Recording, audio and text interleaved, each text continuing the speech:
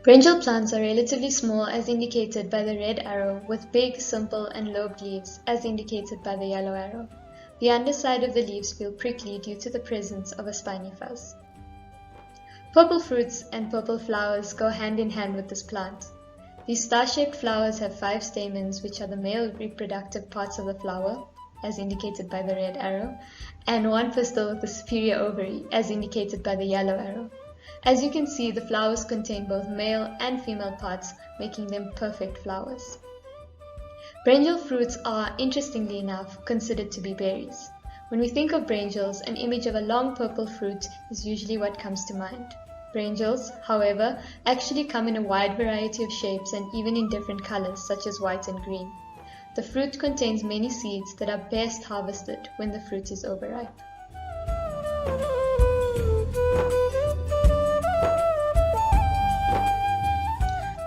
It is known that brinjal was likely domesticated in the region between India, Myanmar and China, with evidence from both present-day India and China indicating that they were the sites of this domestication event. So, who is the winner? Well, both countries. Evidence suggests that at least 2 independent domestication events occurred, with the event in India likely occurring before the one in China. The etymology of the crop, in fact, describes its domestication and global spread. The Sanskrit word for the crop is vadingana. Upon arriving in Persia by the 11th century, the crop was referred to as badingan. Upon trade with the Arabs in the Middle East, including the Phoenicians of Lebanon, the crop was termed al-badinjan.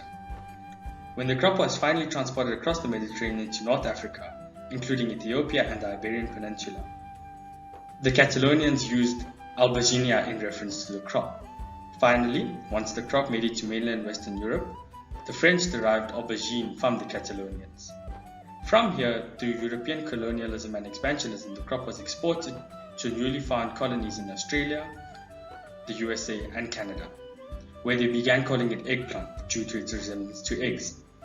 The final term in contrast is brinjal and may have been exported directly from India to Southern Africa via Indian indentured workers, many of whom have descendants in Southern Africa today.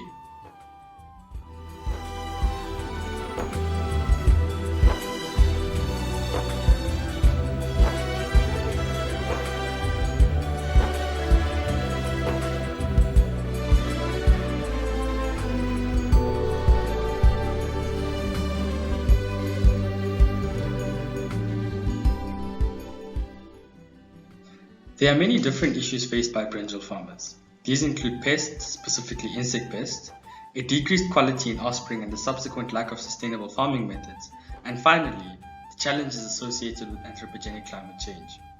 Certain solutions can be applied across different issues, including selective breeding and genetic modification, albeit slightly controversial.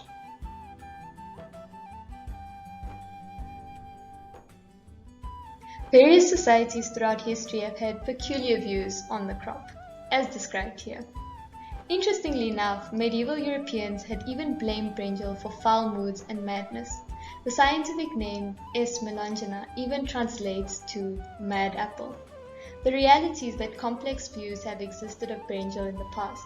This does not mean that complex views do not exist on the crop today, albeit modified forms of the crop. As mentioned earlier, genetically modified brinjal is subject to a lot of criticism within the context of genetic modification. Naturally, there exist views for and against Bt brinjal, as described here. This is a complex issue with a lot of nuance.